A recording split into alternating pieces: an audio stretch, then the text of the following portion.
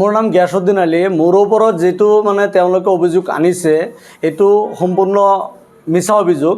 কাৰণ আপোনালোকে চাওক, অসম গভৰ্ণমেণ্টৰ লগত যি দালালবিলাকে মুছাব্বিৰ আলী আহমেদ, আপোনাৰ আবু বাকাৰ ছিদ্দিক, এওঁলোকে একটা দালাল হয়। দালাল মানে ইণ্টাৰনেশ্যনেল দালাল হয়।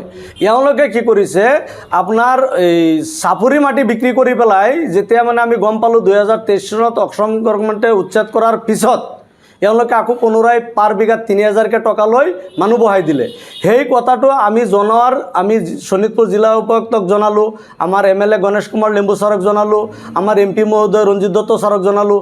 তেখেতৰ সহায়ত যেতিয়া চৰ পুনৰাই উচ্ছেদ আৰম্ভ হ'ল, তেতিয়া তেওঁলোকে এই আমাৰ ওপৰত মিছা অভিযোগ কেইটামান উত্থাপন কৰিছে। গতিকে আপোনালোকে এইটো জানে, আমি গভৰ্ণমেণ্টৰ লগত সহযোগিতাত থাকি পেলাই আমি উচ্ছেদ অভিযান কামটো আমি আৰম্ভ কৰি আছোঁ। গোটেইখিনি আমি গভৰ্ণমেণ্টক সহযোগ কৰি আছোঁ। মোৰ বিষয়ে ইয়াৰ লগত ধৰি লওক, মই এইটোত জড়িত নাই। জড়িত এটা বিষয়ত আছোঁ, তেওঁলোকে কাম কৰিছে, তেওঁলোকে অন্যায় কৰিছে, তেখেতলোকৰ লগত তেখেতৰ এগেইনষ্টত আমি যুঁজি আছোঁ। গতিকে মোৰ কথা হৈছে, যিবিলাক দালাল, এই দালালবিলাকক ইমিডিয়েট সোনকালে এৰেষ্ট কৰিব লাগে। আৰু ইয়াত আমিৰো কোনো জড়িত নাই, আৱাল হুছেইনৰ জড়িত নাই, আব্দুল ফাৰুকৰ জড়িত নাই। গতিকে আমাৰ কোনো মানুহ ইয়াত জড়িত নাই।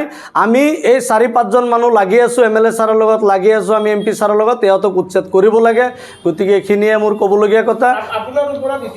আজি চাওক, আপোনালোকে যিটো কথা মানুহবিলাকে আমাৰ ওপৰত মানে আনিছে যে আমি পইচা উঠাবলৈ মানুহ লগালোঁ, আপোনালোকে চাওক, যি ফৰেষ্ট লেণ্ডৰ জেগাত তেওঁলোকে অবৈধভাৱে মাটি খাই আছে, দালালৰ পৰা কিনি, আবু বাকাৰ ছিদ্দিক সংখ্যালঘু সংগ্ৰাম পৰিষদৰ নেতা, তাই সংখ্যালঘুৰ বেনাৰত এটা দালালি সৃষ্টি কৰিবলৈ দালালি কৰি আছে। 2 নম্বৰত হৈছে আপোনাৰ বন বিষয়াবিলাক আছে, নাম দিয়া হৈছে। 3 নম্বৰত আছে আপোনাৰ এই কি নাম আছিলে, মুছাব্বিৰ আলী আহমেদ। গতিকে তেওঁলোকৰ বিৰোধ যেতিয়া আমি কৰিছোঁ, তেওঁলোকে সেইবিলাক মানুহক কি কৰিছে, উচতনি দিছে। আপোনালোকে এইটো নিউজত আপোনালোকে নিজে চকুৰে দেখা পাইছে। আমাৰ নাম মানুহবিলাকে ক'ব নোৱাৰে, ক'ব পাইছে নেকি? আমাৰ নাম ক'ব নোৱাৰে, নাম নাজানে। গতিকে শিকাই দিয়ে। আৰু কিছুমান মানুহে কি কৰে, এওঁলোকে বেগত থাকিবলৈ শিকাই দিয়ে, ক'লে গেছুৰ নাম ক, গিয়াছুদ্দিনৰ নাম ক। গতিকে গিয়াছুদ্দিন এইবিলাকত জড়িত নাই। আপোনালোকে এইটো শুনা পাইছে যে গিয়াছুদ্দিন চাপৰিত নাহে। হয়, আমি যাওঁ, যেতিয়া ইলেকশ্যন আহে, পঞ্চায়ত ইলেকশ্যন আহিছে, আমি 3 দিন থাকি পেলাই ৰাইজক লৈ আমি ভোট দিলোঁ, জিকালোঁ। আমাৰ 2টা BJP সমৰ্থিত পাৰ্টিক জিকালোঁ। আমাৰ ৱাৰ্ড মেম্বাৰ, আমাৰ জিলা পৰিষদ, কাউন্সিলাৰ, স্বেচ্ছতে আমাৰ বৰগাঁও পঞ্চায়তত জিকাই লৈ গ'লোঁ। গতিকে MP ইলেকশ্যনত গৈছোঁ। মই 2 বছৰৰ ভিতৰত মাত্ৰ 5 দিনে চৰত আছিলোঁ। আজিৰ পৰা পাৰ্লিয়ামেণ্ট ইলেকশ্যনত 2 দিন, আৰু আজিৰ পৰা 6 মাহ আগত যে পঞ্চায়ত ইলেকশ্যন হৈছিলে তেতিয়া 3 দিন। চাওক, আজি ধৰি লওক, এই সংখ্যালঘু সংগ্ৰাম পৰিষদৰ নিজকে নেতা বুলি কয়। একচুৱেলি তাৰমানে সংখ্যালঘুৰ মানে সংগঠনৰ নামত সি এটা দালাল হয়। আজি আপোনালোকে জানে, আজিৰ পৰা 8 মাহ আগত ঠিক ডাকচৰ কেছত নগাঁও ডিষ্ট্ৰিক্টৰ আৰক্ষী SP ছাৰে কচুৱাৰ এখন ডাকচৰ কেছত তাক ধৰি পেলাই চালান দিছে। 7 মাহ জেল কাটি পেলাই যিটো দালাল নেকি জেলৰ পৰা ওলাই আহি পেলাই আকৌ চৰঞ্চলত গৈ পেলাই মাটি বিক্ৰী কৰি আছে, ফৰেষ্ট লেণ্ডৰ মাটি। তাৰ দালালিৰ বাহিৰত তাৰ কোনো একো বিজনেছ নাই, এইটো আপোনালোকে চবেই জানে। গতিকে আমি মুখ্যমন্ত্ৰী ছাৰক অনুৰোধ জনাব বিচাৰিছোঁ, এইটোৱেই, এই দালালবিলাক ইমিডিয়েট এৰেষ্ট কৰিব লাগে। আৰু এটা কথা আপোনালোকে জানে, সদায় গভৰ্ণমেণ্টৰ এগেইনষ্টত উল্টা কথাহে সিহঁতে কয়। সদায় গভৰ্ণমেণ্টৰ এগেইনষ্টত উল্টা কথাই কয়। যেন জেগাত আমাৰ অসমৰ মুখ্যমন্ত্ৰী ডক্টৰ হিমন্ত বিশ্ব শৰ্মা ছাৰে যি কাম কৰি আছে, সদায় চব জাতিক লৈ সবকা সাথ সবকা বিশ্বাস, চবকে লৈ ভালকৈ চলি আছে। ইহঁতে কি কৰে, মাইনৰিটি মানুহক ডাইভাৰ্ট কৰিব বিচাৰে। আৰু যে আপুনি এটা কথা প্ৰশ্ন কৰিছে, যি কংগ্ৰেছৰ EP মেম্বাৰ হয়, কাউন্সিলাৰ মানে কি? ই মানে এনেকৈ এটা মস্ত দালাল হয়। আজিৰ দিনত সি কংগ্ৰেছৰ কাউন্সিলাৰ, কালিৰ দিনত সি সংখ্যালঘু বেনাৰৰ তলত থাকি পেলাই দালালি কৰি আছে, পৰহিৰ দিনত সি মাইনৰিটি লিডাৰ। একচুৱেলি কোনো লিডাৰ নহয়, এইটো মস্ত দালাল হয়। মুছাব্বিৰ আলী আহমেদো দালাল হয়। আপোনালোকে জানে, মুছাব্বিৰৰ নগাঁও টাউনত আহিলে সি মোক কয়, দাদা মোৰ তাত পইচা নাই, 1000 টকা দিয়ক, তেল ভৰি লৈ যাওঁ। এই মানুহটো এনেকৈ দালালিৰ বাহিৰতে একো নাপায়। আপোনালোকে আমি চুবুঠতি দেখুৱাই দিব পাৰিম।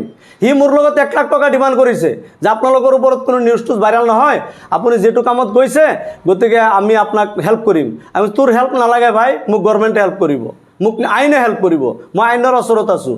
হাতে ভৰি ধৰি পেলাই 1 লাখ টকা তাই ফোনপে'ত মোৰ পৰা লৈ গৈছে। কিন্তু আটাইতকৈ ডাঙৰ কথা হৈছে, ইহঁতে যে চৰত পইচা কালেকশ্যন কৰিছিলে, সিহঁতে মোক আহি পেলাই কিনিব বিচাৰিছিলে। আবু বাকাৰ ছিদ্দিক আপোনাৰ এই মুছাব্বিৰ আলী আহমেদে মই সিহঁতক একদম গঠিয়াই পেঠিয়াই দিছোঁ, তহঁত যা, তহঁতে দালালিৰ নামত পইচা কালেকশ্যন কৰিছ, মানুহবিলাকক কেনেকৈ বচাব লাগে সেইটো তহঁতৰ কথা। আমি গভৰ্ণমেণ্টৰ লগত লাগি আছোঁ। যোন জেগাত ফৰেষ্ট লাউকা বুঢ়া চাপৰি অভয়াৰণ্যৰ আণ্ডাৰত 7% কোটি কোটি টকা খৰচা কৰি গভৰ্ণমেণ্টে উচ্ছেদ কৰি খালী কৰিলে, তহঁতে যে 3 মাহ পিছত পাৰ বিঘাত 3000কৈ টকা লৈ 7000 বিঘাত পাৰ বিঘাত 3000কৈ টকা লৈ পেলাই যে তহঁতে ফৰেষ্ট ৰেঞ্জাৰৰ লগত মিলি, ডেভিৰ লগত মিলি, ৰেঞ্জ অফিচাৰ ফৰেষ্ট গাৰ্ডৰ লগত মিলি যে মানুহ বহাই দিলে, সেইটো আজি 2023 চনৰ পিছত প্ৰণৱ গুপ্তা দিনৰ পৰা যদি আসাম চৰকাৰে মোবাইল চিডিআৰ ওলায়, কাৰ লগত কিমান টাইম কথা পাতিছিলে, কাৰ লগত কিমান দিছে, গোটেই তথ্যবিলাক পোহৰলৈ আহিব। গতিকে আমি অনুৰোধ জনাব বিচাৰিছিলোঁ মুখ্যমন্ত্ৰী ছাৰক, মুখ্যমন্ত্ৰী ছাৰ আপুনি যিটো পদক্ষেপ লৈছে বহুত ধুনীয়া পদক্ষেপ লৈছে, আমি ছাৰ সদায় আপোনালোকৰ লগত আছোঁ, গতিকে ছাৰ আৰু থাকিম, আপুনি জীয়াই থাকিলেকে আমি থাকিম। আপুনি ছাৰ ফৰেষ্ট লেণ্ড যিটো খালী কৰিছিলে, এই ফৰেষ্ট লেণ্ডত ছাৰ যিবিলাক দালালি কৰি মাটি বিক্ৰী কৰিছে, দুখীয়া ৰাইজক ছাৰ আজিৰ দিনত বিপদত পেলাইছে। এই দুখীয়া ৰাইজসকলক আজিৰ দিনত বিপদত কোনে পেলাইছে? গভৰ্ণমেণ্টক আজিৰ দিনত দুবাৰ উচ্ছেদ কিয় কৰিবলগীয়া হৈছে? যোন জেগাত একবাৰত ছাৰ আপুনি কোটি টকা খৰচা কৰি পেলাই মাটিটো মোকলাই দিছে, এই ছাৰ দালাল দুৰন্দৰবিলাকৰ কাৰণে ছাৰ আজি পুনৰাই আপুনি উচ্ছেদ কৰিবলগীয়া হৈছে, কোটি কোটি টকা খৰচা কৰিবলগীয়া। গতিকে ছাৰ গভৰ্ণমেণ্টৰ যি কোটি কোটি টকা খৰচা কৰিছে, এই দালালবিলাকৰ পৰা এৰেষ্ট কৰি আইনগতভাৱে ফৰেষ্ট লেণ্ডৰ মাটিত যিটো নেকি ভাৰতবৰ্ষৰ সংবিধান আছে, সেই সংবিধান মতনে আইন ৰেজিষ্টাৰ কৰি পেলাই ছাৰ ইহঁতক যাৱজ্জীৱন জেলত ৰাখিব লাগে। আৰু পাৰে যিকোনো খবৰৰ বাবে যোগাযোগ কৰক আমাৰ এই নম্বৰত 9181 307 2221।